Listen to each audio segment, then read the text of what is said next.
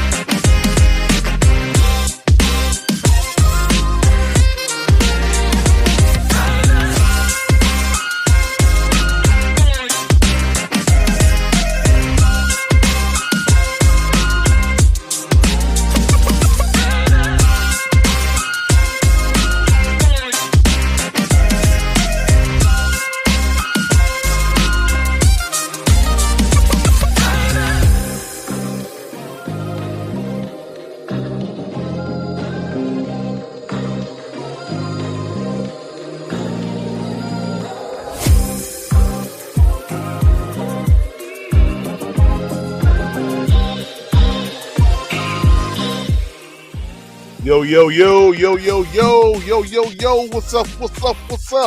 What's everybody? Hey, this is Joe Demetrius with the PPP, Panthers Prime Podcast. Hey, man, shout out to you guys that's in the chat, man. What's up, YouTube? What's up, Twitter? What's up, Twitch? What's up, yo? Daniel Berry Sports. What's up, man? What's going on? I know it's late. If you guys were going to catch this in the morning, you just catch it in the morning. But we up. Yeah, we up. Yo, I found, shout out to Game Changer on Instagram, man.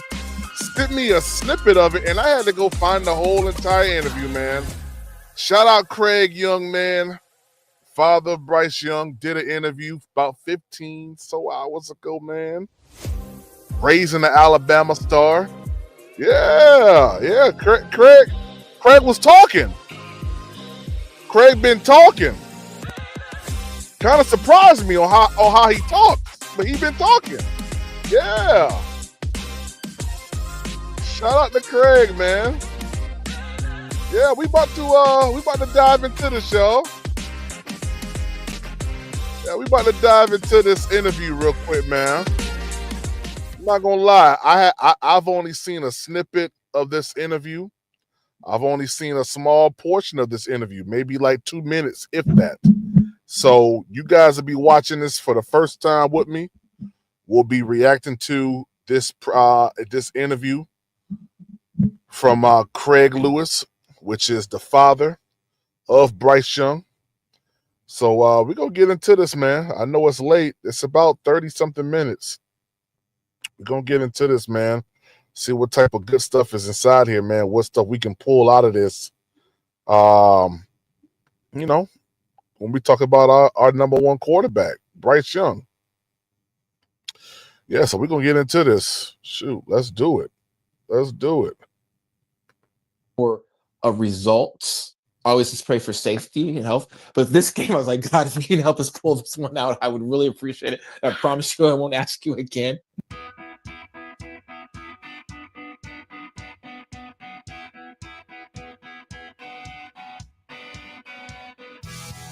Hey, welcome to Beat Everyone. I'm Ben Flanagan with AL.com, and many of you out there know all too well what it's like to raise a child in the world of sports, but few of us have had the experience of our guest and his family, and we're welcoming father of Alabama football legend, its first ever and only Heisman winning quarterback, the number one overall pick in the 2023 NFL Draft, starting quarterback for the Carolina Panthers, Bryce Young. Today, we're talking to his dad, Craig Young. Craig, welcome. Thanks so much for doing this. No, it's my pleasure to be here. Hey, Craig, I want to start. Bryce has such a cool story, but coming from the other side of the country to play in Tuscaloosa, it's not an easy thing to do, I would imagine. As somebody with a great opportunity to pick and choose where he plays, I mean, y'all decide playing at Alabama is the right thing for his future and his development. And, you know, people may follow recruiting on various websites, and the curtain has sort of been pulled back in some ways on that process in some cases. But take us back to that decision for Bryce. Like, why did you ultimately trust that it was Alabama? And it's funny, and it's not even that long ago. So I think it's it's been 2 years. Is it how many seasons since he's gone? 2? Was it 2 or 3? I can't remember. 2. So 2 seasons since he's gone. And then, so that's about, and 2 years before that was the recruiting cycle. And now when you talk about recruiting, the things that and the reasons why he's picked Alabama are so different from the reason. Hey, and real quick, I just want to let y'all know, it's not my fault that Craig's face is halfway cut out. You know, I don't know why the host didn't tell him to pull his camera down some, but this looks to be how it's going to be for the whole entire interview. So I just want to put that disclaimer out there. Let's keep going. Reasons why people are picking schools now, like it is like the environment and recruiting, and not an indictment on it, but just with NIL and collectives and rev share, it's just a whole different world. So for us, it was really about the football. It was really about what program provided Bryce the best opportunity to achieve his goals and to be the best football player and young man that he could be, and who had the best structure, who had the best tradition, and who had the best fan base, and who had the best track record of developing not only great young men, but great football players. And when you went to Tuscaloosa and sat with Coach Saban and just saw everything the program had to offer, it was a no-brainer. Obviously the feeling was mutual, right? I know that Coach Saban loved Bryce, obviously wanted him at Alabama. So I'm curious about the pitch that he made, like in the relationship that Coach Saban and his coaching staff had with Bryce and you and the family. How would you describe their recruiting pitch to Bryce and y'all? Both coaches. Bryce's primary recruiter was Coach Sark back then. So Sark was his day, and then he would speak to Coach Saban about once a week, and it was scheduled with Miss Linda, and it was always a big thing because it was like he knew. What's up, Suave the GOAT? What's up, man? He said, Father Bryce. Yeah. That's Bryce Young, Daddy. Yeah, it is. Let's keep going. He knew when he was going to be able to talk to Coach Saban, and Coach Saban recruiting. It's and those calls from Bryce to Coach Saban were pretty private, so I tried not to eavesdrop, but of course I did. And Coach is really smooth. Yeah, you better eavesdrop. You better make sure that they talking to your son right. I tell you one thing. Shoot, when Gabe get ready to go to college, I'm going to be in every single one of those conversations. You ain't about to get my boy. It's very conversational. He'll tell you a lot about what's going on during practice. What were some of the he'll give you some game plan hints. He's just really, really a great recruiter. His kind of like how he is on TV right now. Stop T-Money. You see that sense of humor. You see that dry humor. You see that wit, that sarcasm, a little bit, that personality. You have that. But then when you ask about the pitch, the great thing about Alabama, you really don't have to pitch. There wasn't a pitch. It's just like, do you want to play against the best? And when he said against the best, it wasn't really, you would think what he meant was, do you want to play in the SEC? No, when you want to play against the best, that means every day at practice. You are practicing against when it's good on good session, you're going to be practicing against the best players in the nation. And then for your position group, you're going to be competing with the best. So it's really it's almost a challenge. Are you mentally, physically, and emotionally tough enough to put yourself in a situation where you are going to be competing with the best players in the country? And are you kind of that? Shout out T-Money. What's up, man? Shout out Blunt Sports. What's up, man? He said, good stuff, PvP. Yeah, man. Kendall Sherrill. What's up, yo? Yeah. It's a little late night. I thought it was warranted. I had to go live. And pull this up, man, and react to this. This big news. Yeah, this big news. Do you have that alpha mentality that you want to run to that rather than away from that? And those that kind of alpha, competitive, very serious football type of minds and families are the ones that gravitate to Alabama.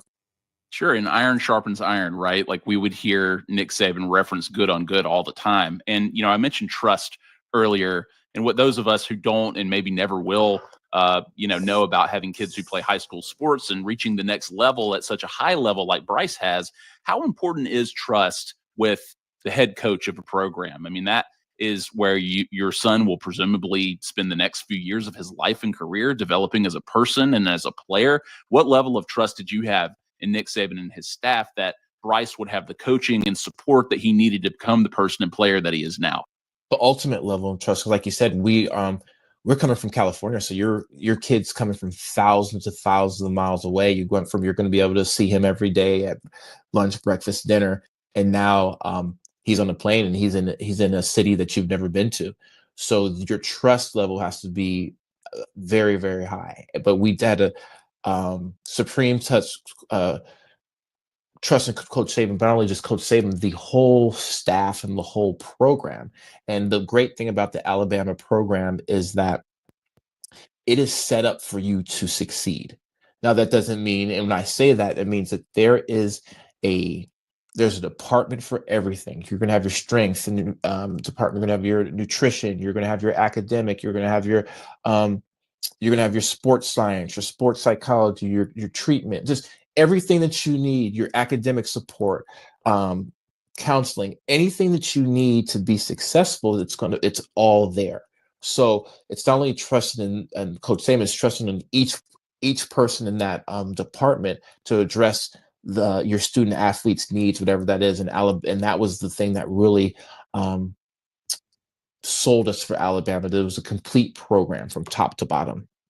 Well, and Bryce came to Alabama while they were in the midst of a quote unquote golden era at his position at quarterback. Yes. And then he obviously took them to the next level in many ways. And, one of his greatest attributes that people point out all the time is clearly his mental toughness and how he responds. That's right. Bryce Young's mental toughness. I want y'all to remember that in this whole entire interview right here. His mental toughness. Hey, this is some good stuff here. Let's keep going. To adversity. So, what was his mentality as a true freshman? Young men want to play immediately, but Nick Saban and Steve Sarkisian ultimately went with Mac Jones as the starter. How did that change his approach, and how did he stay patient in knowing that he would be next under center? Wasn't easy. I mean, you come in there and he did not come in there to be the backup. He came in there to compete, and he had every plans to compete. Man, y'all hear Bryce Young Daddy? Bryce ain't come there to be no backup, man. Hey, listen, this is pretty good stuff here, man. Shout out to this dude who got Craig Young, man. There's some pretty good stuff here, man. What's up, Riz? What's up? What's up, Roadmaster? What Roadmaster? Roadmaster said PPP. Head.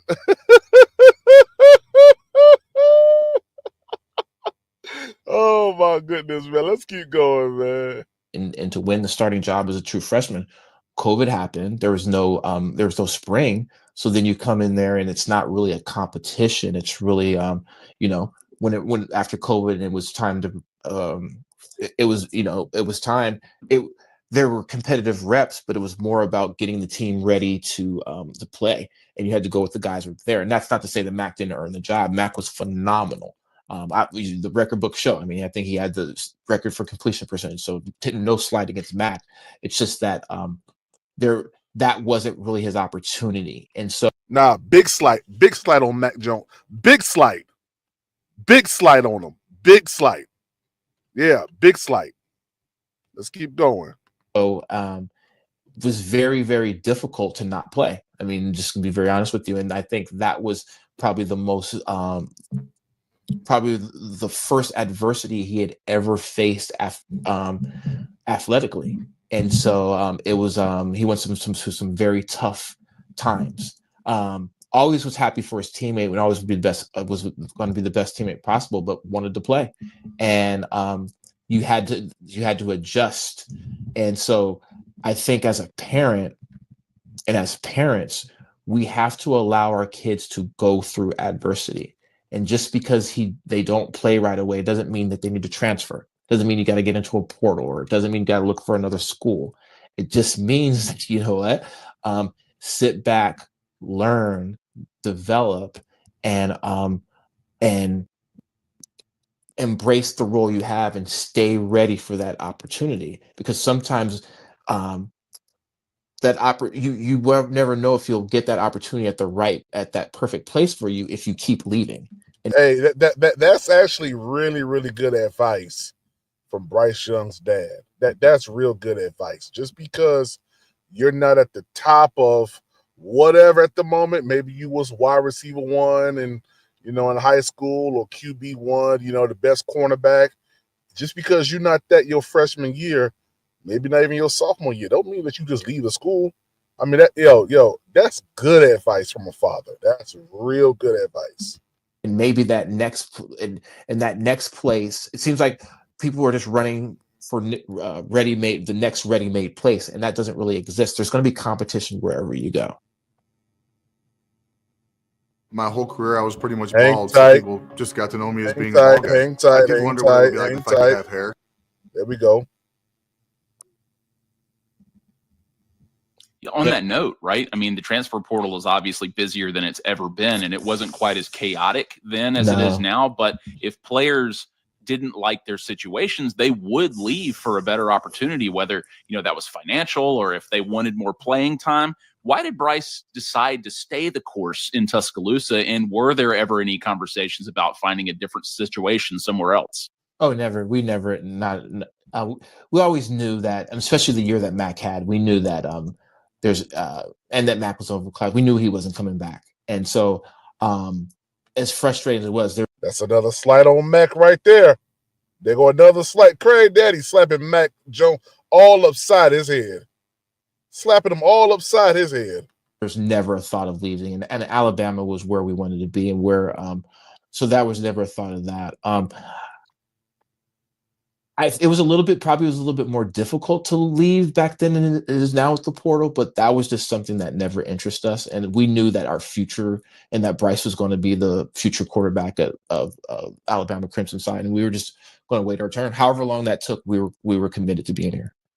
Rare this day and age, to say the least. And you mentioned this earlier. Bryce, he also arrived at a unique time in college football, the dawn of the NIL era, right? And he became largely the center of that conversation. So what challenges did that present you as a family and Bryce as a student athlete, that he would now face as much financial scrutiny as he would as a football player?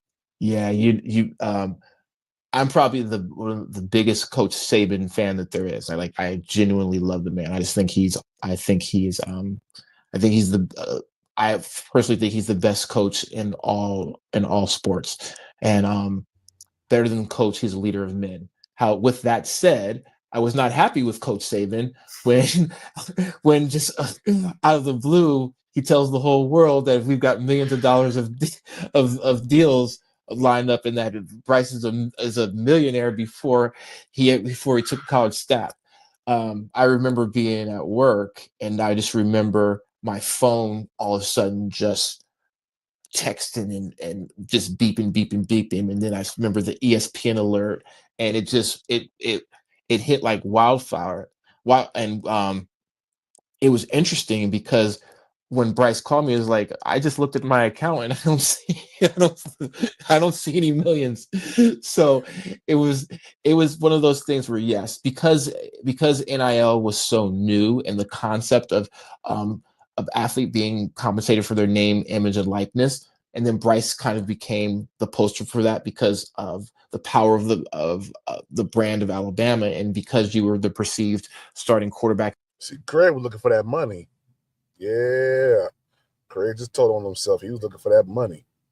At Alabama, which made you, if you played well, a potential Heisman Trophy candidate, which then, and then also playing at Alabama, so many of your games are going to be nationally televised. That made you attractive to brands. And so then Bryce was able to forge some brand partnerships. And then with those deals, there was some revenue with that. However, because it was so new, that became the story. And that was a little bit difficult, and that put some undue pressure on. And that's what I was worried about. I was like, look, he hadn't even thrown it down, and people are already talking about how much money he has. And then if things go wrong, then are people going to subscribe that to, it wasn't focused. It was just really focusing on NIL and all that stuff. So that was an additional pressure. However, it was just at a certain point, it was just like, we're really not going to focus on that. We're going to let everyone else really make a big deal out of that, because at the end of the day, we always knew football was the main thing. And as long as you perform on the field, and his NIL commitments or money or anything was never more important than team goals, because we realize if you win, especially if you win at Alabama and you play at a high level, then you're going to be successful. So I think now, 2 years into it, NIL and kids making a lot of money in NIL is not as big of an issue. I mean, now quarterbacks are getting out of the portal, and they're making 2-3. I've heard $4 million. So I mean, pales into comparison to the brand deals that. Hey, Craig mad. He mad. He want that $2, $3, $4, $5 million that they getting right now. I ain't gonna lie, some pushing 8, 9, 10 right now. Yeah, Craig mad. Look at him. He can't even get the word out. Took him 14 doggone seconds to say that one line. Bryce were getting. So I think it was more the perfect storm of something new, and then the amount, and so it became a story. The way that it's changed in just 2 years since Bryce has left college football is unbelievable, right? And I wonder, what's something that maybe from your experience parents don't know about navigating NIL? What surprised you about it, and what advice would you maybe give people who are now in similar shoes, or what advice would you give yourself if you could go back as you were entering the NIL landscape? Well, the first thing with NIL, rev share, however, whatever, make sure you have a good tax attorney because whenever you are making a lot of money or you change tax brackets, there is a tax expectation. So one, always making sure that. Two, for us and a lot of families, NIL is great, and I think it's long overdue. College athletes should have been getting paid a long time ago. Coaches get paid great. College presidents get paid great. Coaching staffs get paid great. Athletic departments generate a lot of money. Tickets are a lot. So a lot of people have been making a lot of money in college football for a long time. So the fact that the athletes are making some shouldn't alarm anyone. So I just don't think I think it's the natural progression of something that was long overdue. But with that said, I would tell parents to not focus on that, to honestly make decisions that are the best for your son's or daughter's growth, holistically, academically, athletically, and that put them in the best position and in the best school and program for them. And then the NIL dollars will take care of itself. But focusing and making decisions based purely on NIL it's very short term. And you want to make sure that you're set up for long-term success, because even though it seems a lot of money, if you're making a lot of money at 18, 19, 20, 21, 22, that's not going to last you for the rest of your life if you don't manage it correctly, or if you're only living, or if 22 years old is the zenith. that's after that you stop making smart decisions. That money will go away very quickly. Well, Bryce is considered by many to be the greatest quarterback in Alabama history, and wow. He made history. Says a lot. Certainly, and he made history as the school's first quarterback to ever win the Heisman, as I mentioned earlier. And I mean, to do that at Alabama, that's pretty astonishing, especially when he faced such high expectations when he came to Alabama. And you were the first person that he thanked when he won the Heisman Trophy. And he said, for always being there for me from day one. You've always been by my side, always been a supporter. You weren't just my father, you were a best friend. He obviously immediately then thanked his mom and the rest of your family. What was that moment like for you, for your family? Like, what did it mean for you when you saw him hoist that trophy? Oh, just surreal. I mean, I don't even think I dared to dream it. Like when even when he was youth football and doing great and college doing great, I wasn't like, and one day when he wins the Heisman Trophy, it just seems so unfathomable, not because of any doubt in his abilities. It's just there's only one person wins that trophy each year. And there's only a handful of people, and so many things have to go. There's so many great players. I mean, but so many things have to go right to win that. And so, and there's a lot of times in our journey where things didn't go right and where we weren't projected to be where we were. He's 5'10" and a half, 170, 180 pounds.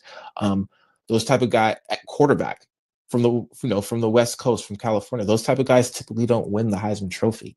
So it was just really, for us, we're a family of faith. It was really a testament to what you believe in God, and just that there's no limits to what God can do in your life if you surrender and turn it over to Him. And then the second part was just so proud of.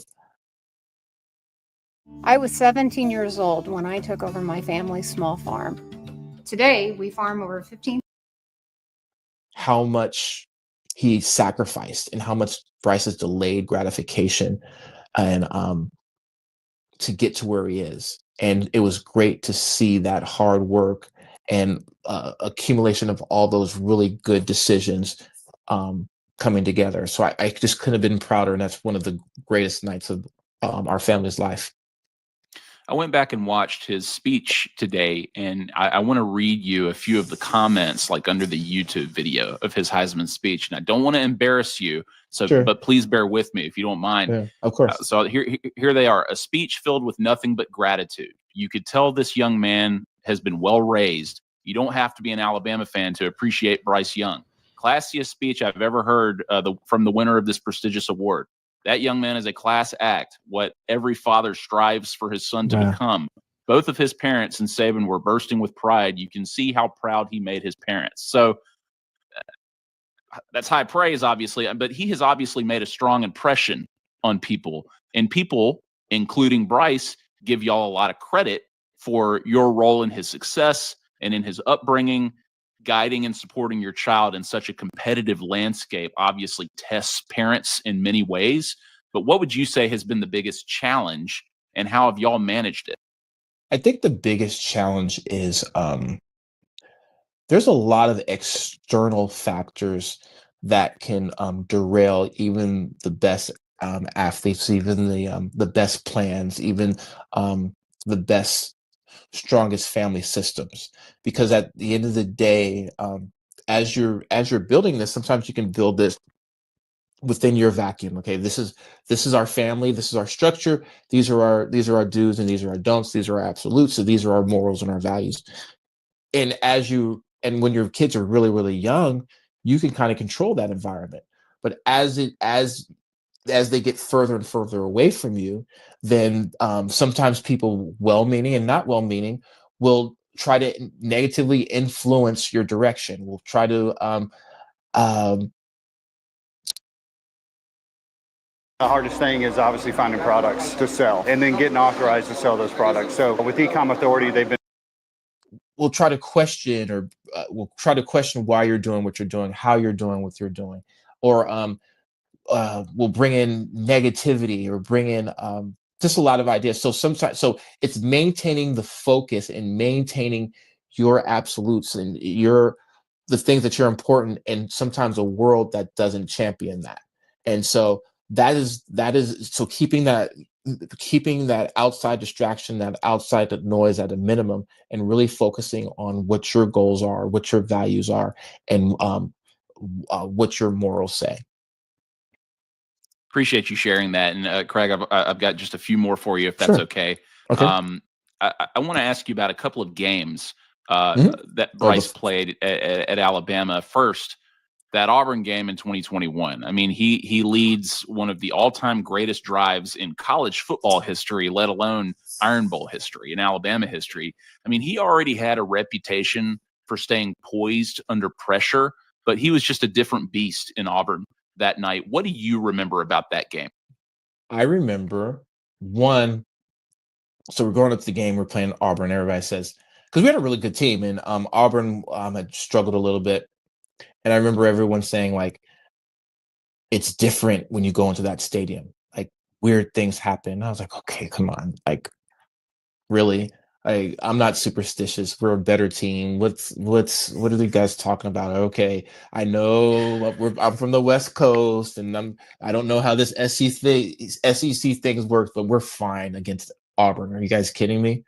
So we go as the game starts, and the minute it does feel weird. It does feel different, and as the game's playing, like, the offense isn't moving anywhere. Bryce isn't throwing it. Like, he didn't throw a touchdown the whole first half. I don't even know if he threw a touchdown in regulation, and that never has happened in any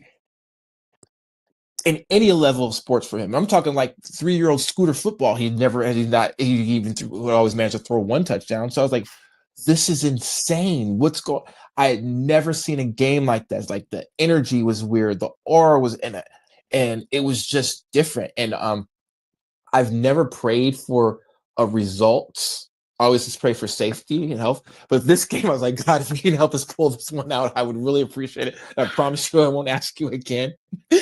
So I do remember that game. But then I remembered that once they got the ball when they got the ball at their 1-yard line, and I'm because I'm really good at looking at his body language, and I'm looking at his body language, and I was close enough to see his eyes, and then I saw him smile. I was like, okay, we're good. I knew, because I think in his mind, it's like, okay, I have not played well, but I'm still in it, and they still let me be around. It's over now. And so I knew then that we were gonna be just fine. And to this day, that's the most fun. I even sometimes pull up that clip and just watch that drive over and over again. I think there was a close-up of him smiling that the cameras caught, and I think, like, that's when a lot of people were like, "Whoa, this guy's kind of a competitive psychopath, isn't he?" Yes. Like, and I remember, I think it may have been like a 4th and 13 on that drive where I think he hit, was it Jaleel Billingsley? Yeah, he did. Going out of bounds, just like one of the most unbelievable throws considering the circumstances and the stakes. It was crazy. So what an amazing story and recall from. Shout out Cool Kev. What's up, Cool Kev? What's up, man? From that game. And you're right. Somebody really should have told you, like, gotten real honest with you about what it's like in Jordan-Hare Stadium, especially Yes. for that game. But you lived it more than anybody I'm a else believer did. now. Yes. Well, so there are obviously like highs and lows in college football, in sports, really. But Yes. I want to ask you about the national title game against Georgia. I mean, he comes off a monster performance in the SEC championship game. He cements himself as the Heisman winner. He leads them to a semifinal win over Cincinnati. And then there are obviously injuries on Alabama's roster. You know, I'm sure that Bryce and others would say, like, no excuses, but it says a lot about Bryce that Alabama had a fourth quarter lead in that game before it just doesn't go Alabama's way, right? Like, what was that moment like for him and the family? Like, how does that inform how he approaches the offseason and then attacks year 2 as the Alabama starter? Just devastated. I remember wanting to console him after that game, and I couldn't even get to him. Like, I've got this dream, and you're all in it. Hold tight. Let's hear it. With Wells Fargo Premier, shut himself from the room and didn't want to talk to anyone. It was just a very difficult time. Being so close, but then just having he said Bryce shut himself in the room. Dog. Everything, just having the bottom fall out of it, and that was a very difficult situation. And I know, there's a lot of Bulldogs fans that don't want to hear it, and I get it. But SEC championship, we had Mechie and J-Mo healthy, and they couldn't cover either of them.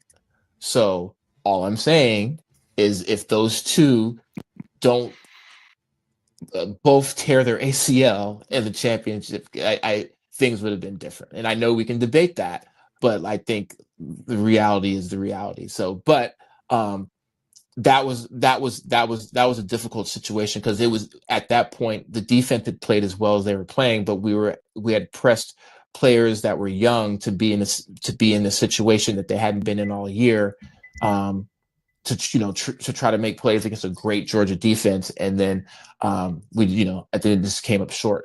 So it was very, very, very, very devastating. It's just one of those games I just wish we could have played healthy, but it is what it is. Now, how that informed the following season, it was just just as more determined than ever to try to get back there and to get the team back to where it needed to be. You know, another milestone, he became the first ever Alabama player to go first overall in the NFL draft. And I'm sure that also felt surreal, but I know that it was a moment where, it probably felt like all the hard work had paid off. I mean, was that a chance to exhale and sort of reflect on that journey, or like once he's picked first overall, was that a feeling like, hey, we're just getting started? Here we go. This is what we want to hear. Let's go. Let's get to work. A little bit of both. I think you absolutely have to savor that moment, because again, you're one of one. There's only one. So like I said, there's only one Heisman Trophy winner. There's only one number one overall pick, and then to be the first one at University of Alabama, with so many great players having been there, it's just such a milestone. Again, hopefully that's something that it's inspirational to people who've been told, because of their size, because of their measurables, that there's limits. And obviously you have to be really good at your position and a really great athlete and a really high skill level. But a lot of times we're often told what we can't do, instead of really focusing on figuring out if there are obstacles, how to get past them, and how to strengthen all the other muscles around those obstacles to compensate and to get to where we need to be. And so it was just, and hearing his name and seeing, hug the commissioner and all those things, and put on the hat, just all those things that you see on TV, and witnessing that, it's just one of those moments that, yes, that there's bigger fish to fry, and that it's going to that does by no means that you've arrived in the NFL. But that day you're not thinking about any of that. It's really a celebration. It's like almost like a graduation. It's literally like it's that you know that there's life ahead, but that day you really think about and celebrate your accomplishments and all the things you went through to get there. And then when you're the first pick, it's like you're the valedictorian. There's power in the word no. At University of Phoenix, there's no application fee. Man, this brother got ads all through this thing. God, dog. Yeah, we got 3 more minutes left. Let's go. And I can't imagine. Craig, my last question for you. I mean, a lot is asked of a number 1 pick, especially when you join a team that, has struggled and they need someone like Bryce to turn things around, right? But there's this level of impatience with the NFL, with coaches and fans, the front office, where it's volatile when things don't happen instantly. And, I mentioned adversity before, and Bryce has faced a lot of it in just the 2 seasons that he's played in the NFL. And, this year, when he faced his greatest test yet, he comes back and he finishes the season as one of the best quarterbacks in the league. And, that mental toughness comes back into play. I mean, staying the course and keeping the main thing. Like, what were those conversations like this past season as he continued to develop into the guy for the Panthers? Yeah. Exactly what you said. It's one thing is when things are not going your way, and when things are you're not seeing the success, and then when they're, like you said, and remember when you said what are some of the biggest obstacles, is that outside noise. The professional sports is outside noise personified. So you've got guys whose their job is to tell you how terrible you are, and everyone has a platform. So there's all those things going on, right? So it's important to have such a very strong sense of who you are. And that means that's as a person, that's as a person of faith, as a Christian, and also who you are as a player. You can just because you're maybe not playing well or not in a good circumstance or not in a strong circumstance, you don't lose your confidence. You realize that no, I'm still a great player. I didn't forget how to play football. Things aren't going well for a myriad of reasons, but I know exactly who I am. I know my work ethic isn't going to change. My attitude's not going to change. My faith's not going to change. And I'm just going to keep plugging. And then when he was not playing, going to be the best teammate I can be. And then once I get that opportunity, I'm going to show the world who I am. And so that is what I admired about Bryce the most. Through that adversity, it's through adversity you find out who you really are.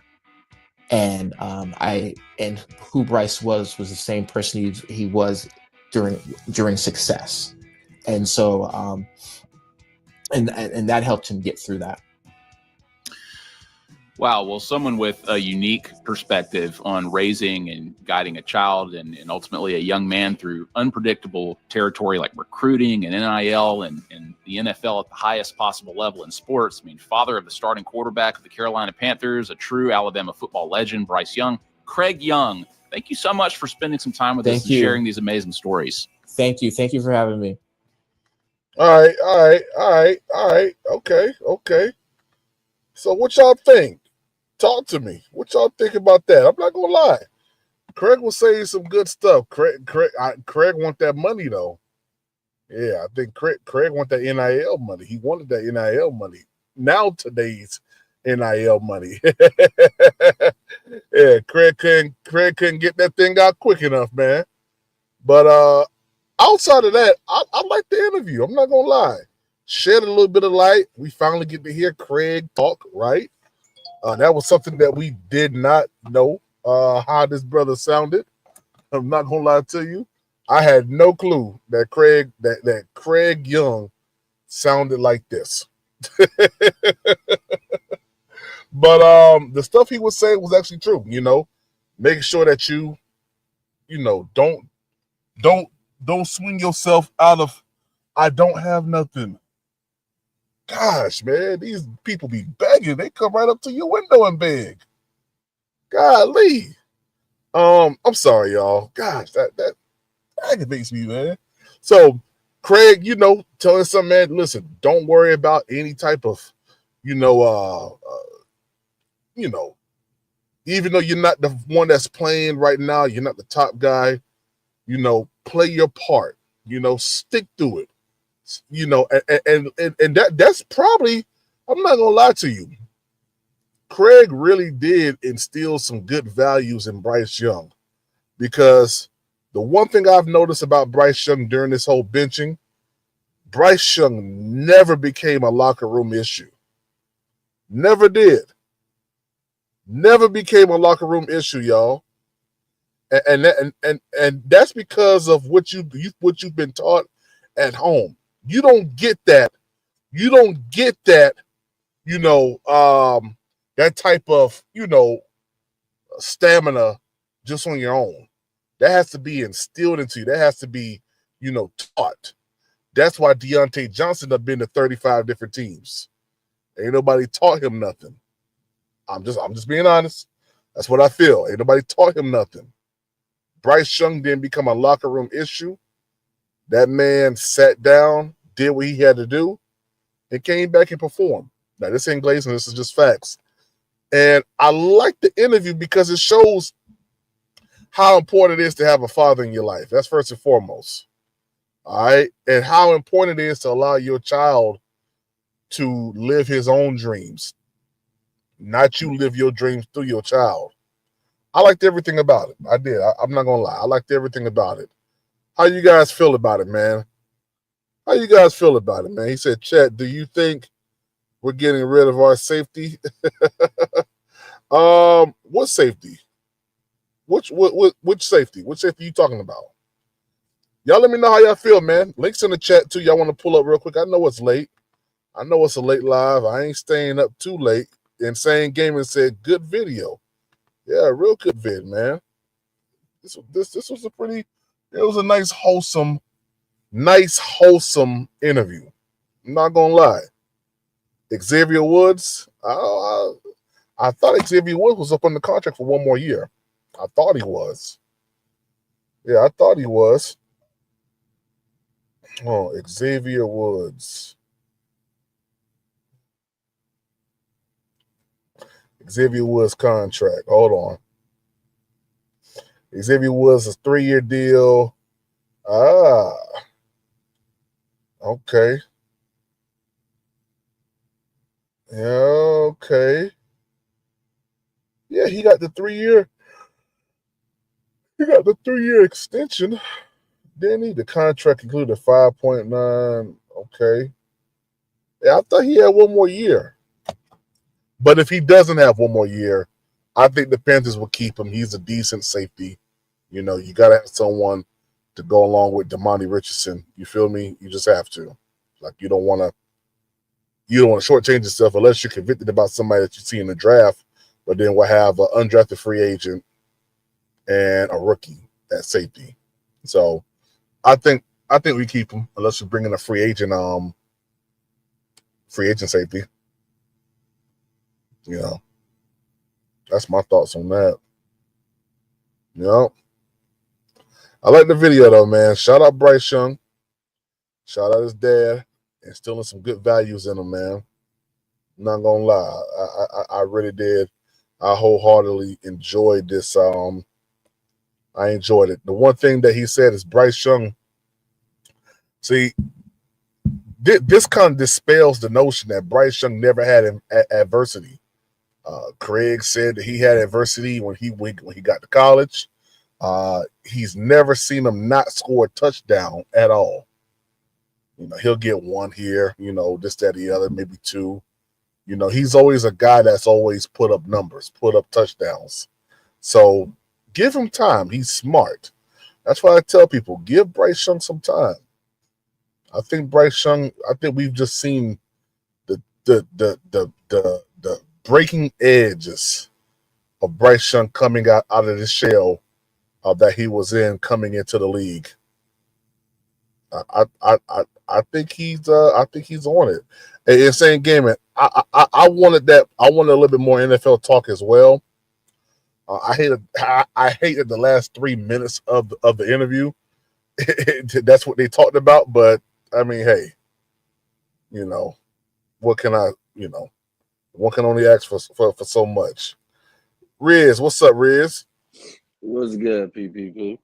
Nothing much, man. How you feeling, man? What you thought about this, man? I thought it was real insightful. I like how he broke down all the adversity that he was going through in college. Because I'm right with you. Mm-hmm. This notion that, Bryce was somehow given the silver platter in every stage of his career, from Little League to Pop Warner to high school to college to the NFL, was always crazy to me. And I guess if they can't understand it and appreciate it coming out the mouth of his own dad, then I don't know what else to tell these people. Mm-hmm. Now, there is something that I really appreciated what he said, and acknowledged the fact that Bryce is a psycho. He's a competitive psycho. Did we not call him Psycho Bryce a couple weeks ago? We damn sure did. I caught that too, Riz. Sure Yeah. Bryce crazy. Look at him. And it explained. Listen, and it's kind of, now listen. What I'm about to say, I don't want people to try to like spin this of how I'm comparing it to. I'm really not. But if you remember when Cam used to get hit, he loved it. He fed off of it. He always got up smiling. He always chirping. Now, Bryce isn't Cam to the point where they have the same personality, but I think they have that same inner psychotic competitiveness, if that makes any sense. No, I understand what you're saying. Trust me, I do. I think, it's almost like it's almost like, I don't know if I can say that because I've never been a fighter, but I think some fighters have to go in there, warmed up and juiced up. That's for any sport. You got to go in there warmed up, juiced up, ready to go. You may take a couple, bumps. I seen Baker Mayfield before he gets started playing, he be headbutting people without a helmet on. Yeah, that was crazy. When he was doing that shit with Bradley Bozeman. yeah, Baker was on that stuff, man. He was on that booger sugar. Yeah. He got that shit from Roadmaster on Sugar. Oh, snap. Shout out to Jerome B, man, for that super chat. He said, if Tech falls, should we take him at 8? I don't know, man. The good thing is the free agency market opens up before the draft. So, we'll be able to see kind of what they do in free agency and kind of go from there. But I don't know, man, because if Tet's there and, what if Abdul Carter's there? What if, we still have opportunity at Mike Greed, Travis Hunter. Mike Green is rising. Yeah, but you know what? I need Mike Green to get a little bit more weight. Just a little bit more weight. He's a little thin for me. He really is. I feel, but hey, that's what a NFL weight program is for. Yeah, that's true. You put that man in the gym. You do targeted exercises and diets and nutrition that doesn't affect his speed and his athleticism, but just enhance it. Man, listen. Yeah. Yep. I'm not gonna lie. I'm cool. I'm cool with a Mike Green on a workout plan. I'm cool with Abdul Carter. I think we need to get 2 edge rushers in this draft. I'm gonna go with extra cornerback. We just gotta do something on defense. Excuse me. We gotta do something on defense. That's going to really actually put a stamp on this, on this defense. Like really stamp this defense as a premier defense. You feel me? Yeah. Mm-hmm. And I think I don't know.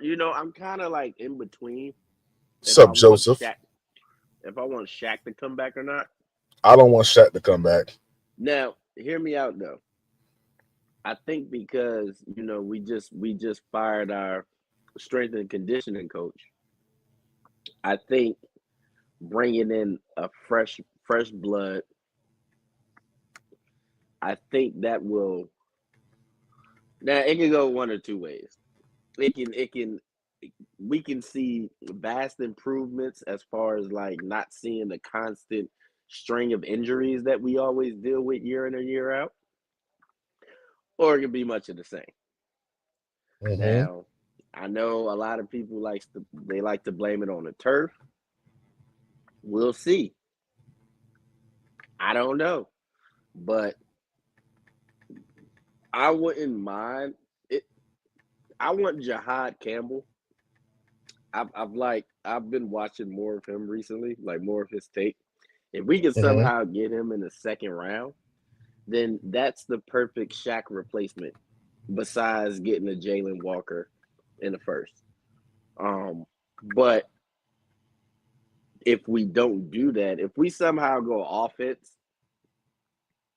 with Tet or say Travis Hunter, and we plan on playing him at wide receiver, more at wide receiver than cornerback, then I think our second round pick, barring trading back up earlier in the second round, we are going to target either defensive line or pass rush. So that nullifies the linebacker position that I would like us to attack if we do get, say, an Abdul Carter, a Mason Graham, a Mike Green, a Jalen Walker. Shit, I like Mykel Williams more than I like James Pierce Jr. Just because of his traits. Like, he's just a freak. He reminds me of what's the cat's name? Oh man, what was the dude? The his nickname was the Freak. The DN that played for the Titans. Man, I'm having a brain fart right now. He played for the Titans and then he ended up playing for the Eagles. Titans and Eagles. You talking about the wide receiver? No, the defensive end. Oh man, what is his name? No.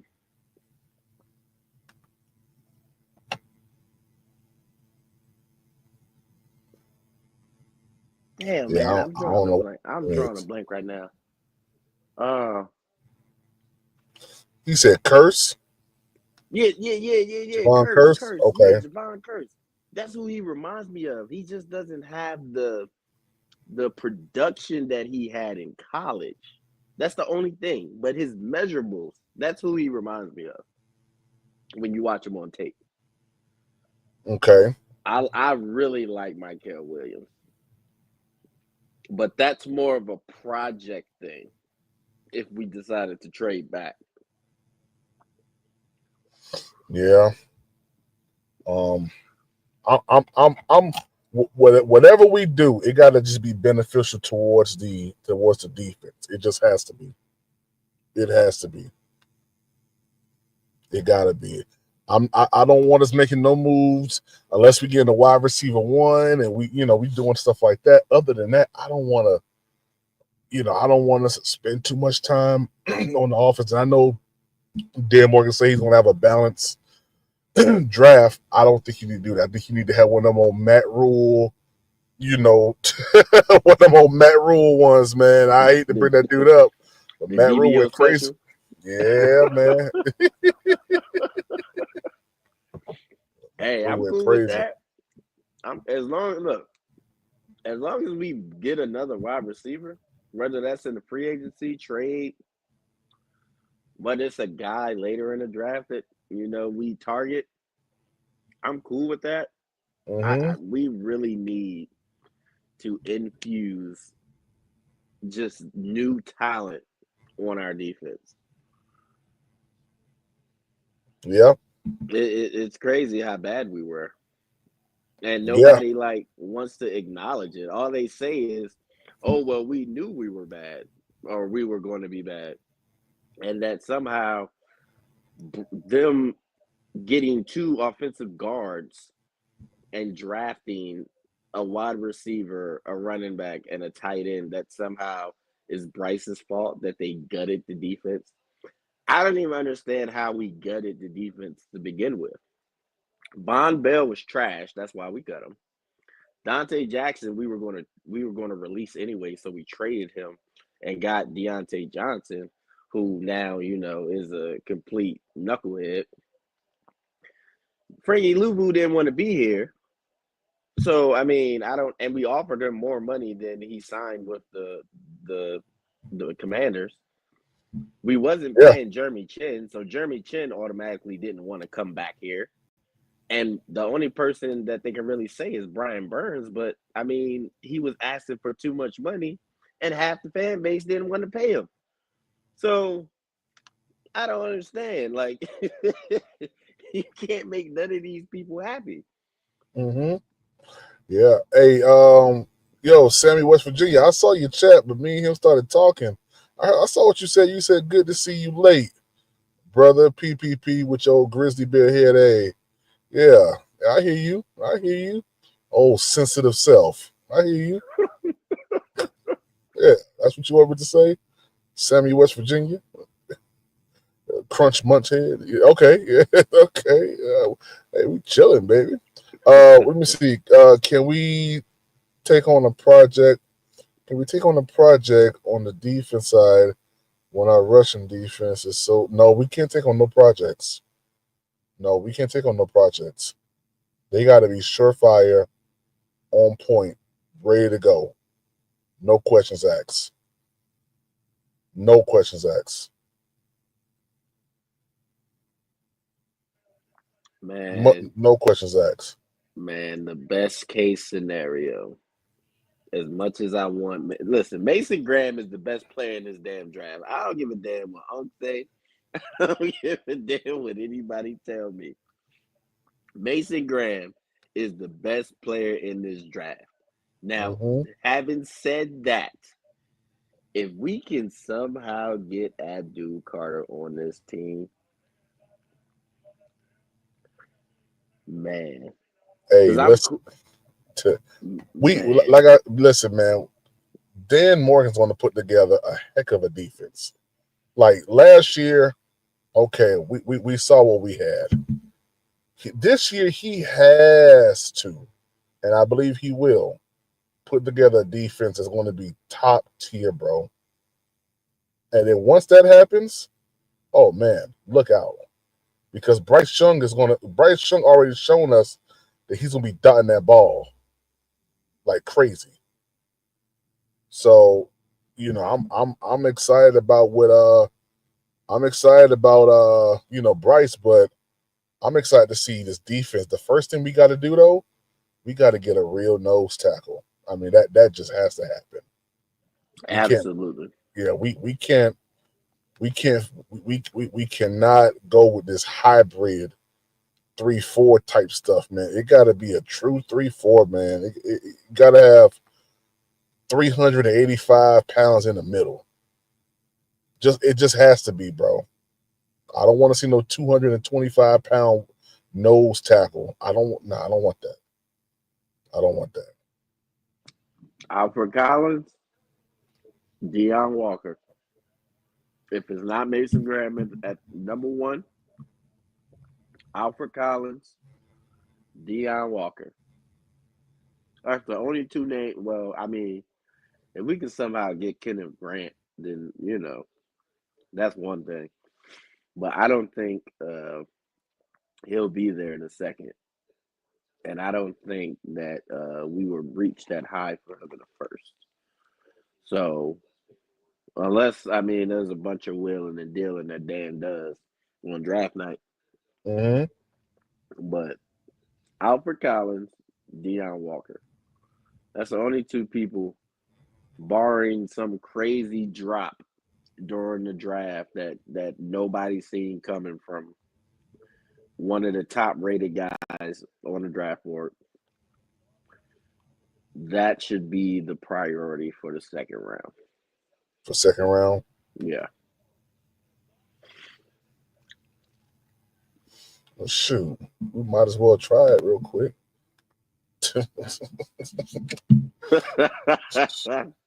He's like, well, too, might well. Might as well. Let's see. Pull it up real quick. Might as well. Do a quick one real quick. I'm gonna drop the 2.0 one very soon as well. Oh man. Knock at the 2.0 one. PPP Kuiper. You can see it, Riz? Yeah, I can see it. Okay. All right. You want to make any trades right here? Nah, let's just run a straight one. Okay.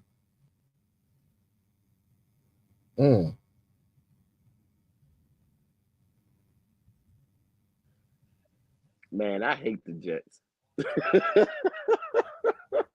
Who? Let me see. I hate the Jets. Cam Ward went. Why you say you hate the Jets? Because this is the second pass rusher that they have stolen from us. If this happens in real life, what's that other pass rusher they got? That young pass rusher. What's his name? I know somebody in the chat knows.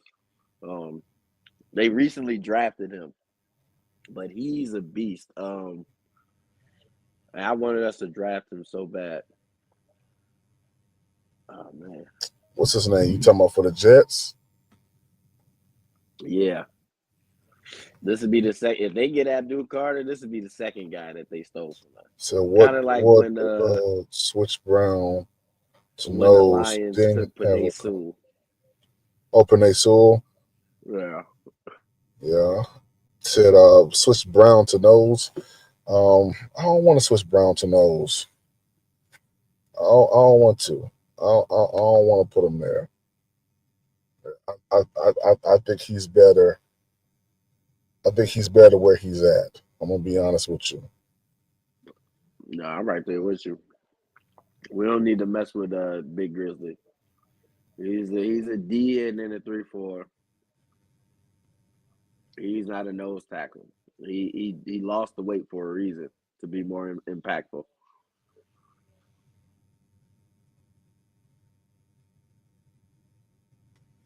Come on, man. What you doing, Riz?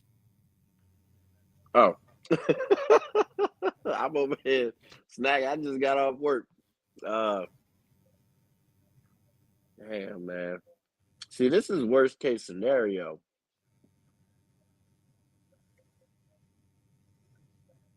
I don't like this position, PPP. I really don't. Because I don't like none of the options at 8. That's the only problem. Like, well, if I'm gonna go ahead. I would take Malachi Starks.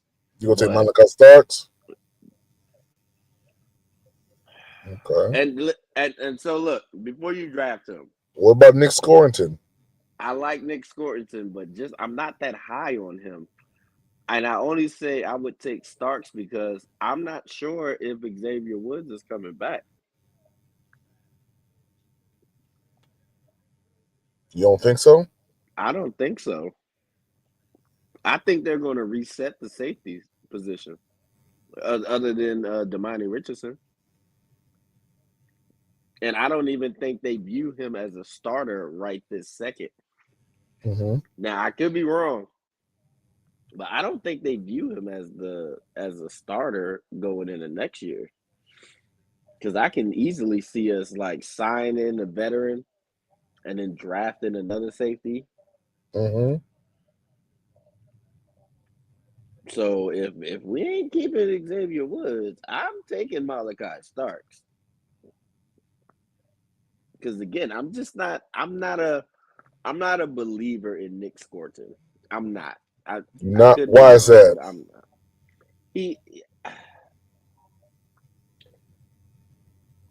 His tape just doesn't do it for me. Because he was surrounded by some good defensive talent, and I give him that he feasted at times, but he doesn't like jump off the tape like a Mike Green or like a Mikael Williams, even at times, or shit, even a Jalen Walker.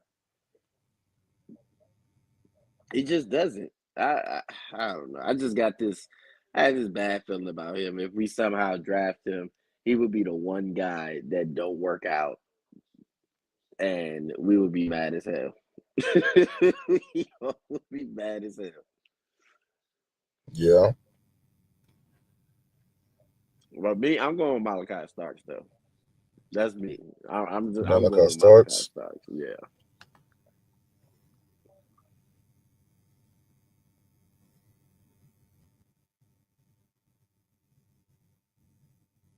Okay. Okay. What's Jared Ivy's measurable? Jared Ivey. Let's pull it up real quick. Doggone good edge. 6'6", 285. See, now I can roll with that because we can use him in that Clowney position and let Clowney come in like on third downs or some shit and stay fresh throughout the game. Yeah. Let me see something real quick. His stats. Let's see. Yeah, he's definitely a straight up edge. He can play. Yeah, he's a straight up edge. That's right. Don't put him off the ball. All right. Who you want, man? Is Jack Sawyer? Did he get picked yet? You know what? Yeah, he might have.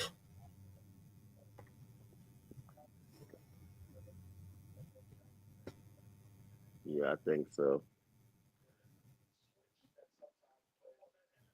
There you go, right there, Green Bay. Dang, he jumped all the way to first. Okay. Okay. So I don't know a lot about Jared Ivey, but I do know a lot about Alfred Collins. So you can give me Alfred Collins. Alfred Collins, okay.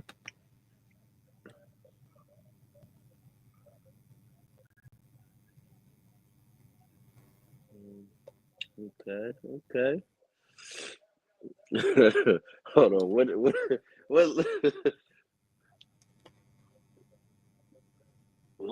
homeboy say? Go down. Keep going down. Yeah. Go down. What? Oh man.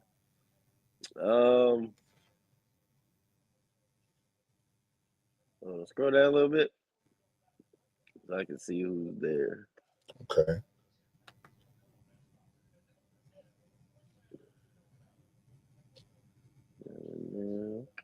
Okay.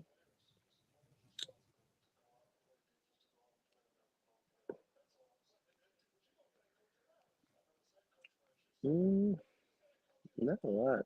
Scroll back up.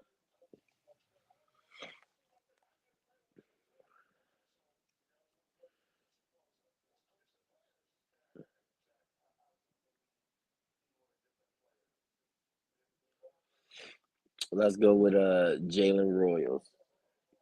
Okay.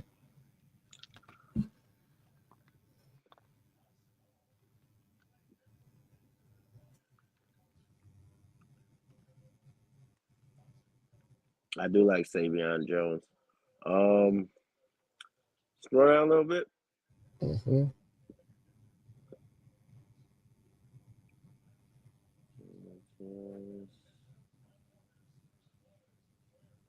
Okay.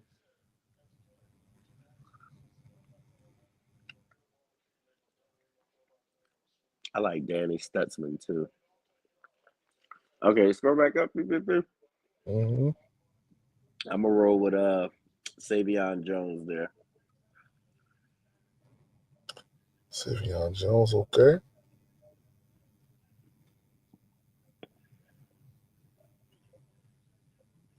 Okay.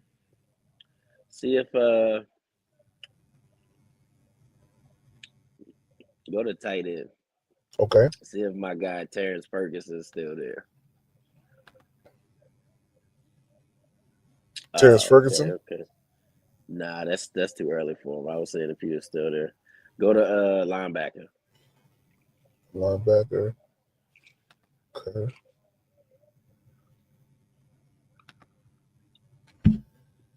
Okay. Let's go with Unk's guy. Let's take Jack Kaiser. Okay.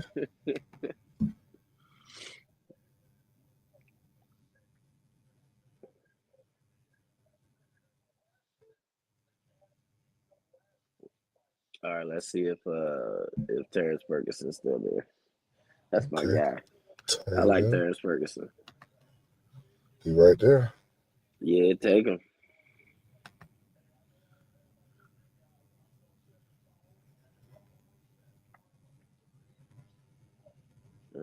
Scroll down. Let's see what we got.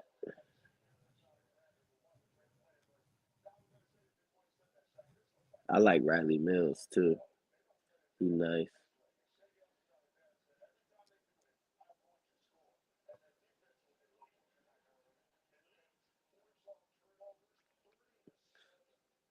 Let's go with Riley Mills. Let's double down on the D line. Riley Mills. He must be back this way. There we go. There you go.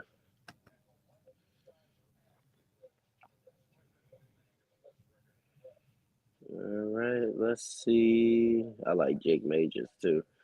Go to running back. Two at running back right now.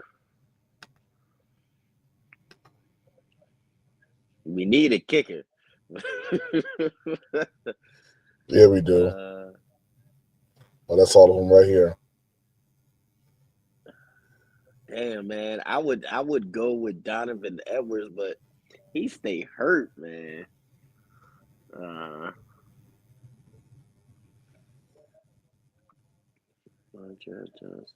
I do like Rocket Sanders. But I mean, I like him more for like kick return, punt return. How many picks we got left? We got 4. 4. Mm-hmm. Go to let's go with Jake Majors. Actually, get a backup center just in case Brady Christensen gives us the finger on the way out. You wanna go center? Yeah. Okay.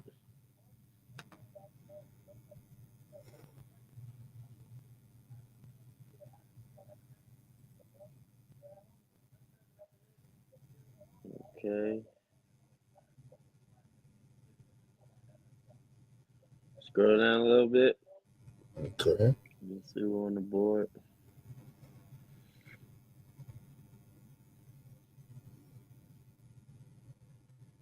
Scroll back up.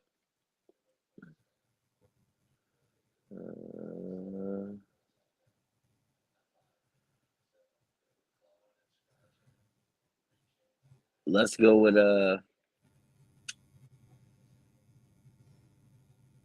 scroll down just a little bit more. Ooh, I like Jimmy Horn. Mm-hmm. But I also like Wester a lot. He's a big play machine. Now, he doesn't just have like the total stats. But that month, he make plays. Mm-hmm. So, what you thinking about? Let's go with Wester. I like Wester. Okay.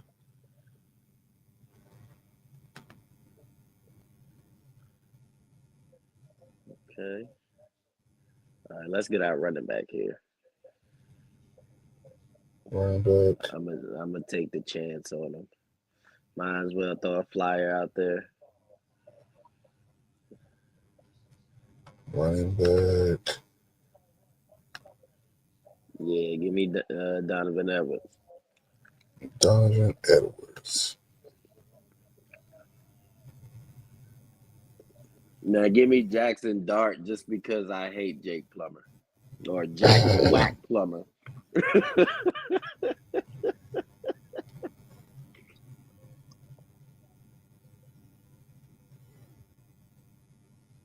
Okay. A, B, B, B, C, C, B. Ooh. Oh, A plus for Jackson Dart. God dang.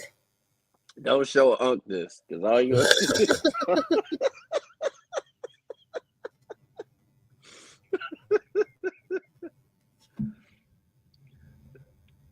Hey, those last two ones killed me, but hey, I like them.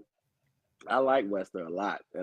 And Donovan Edwards, man, he just can't stay healthy to save his life.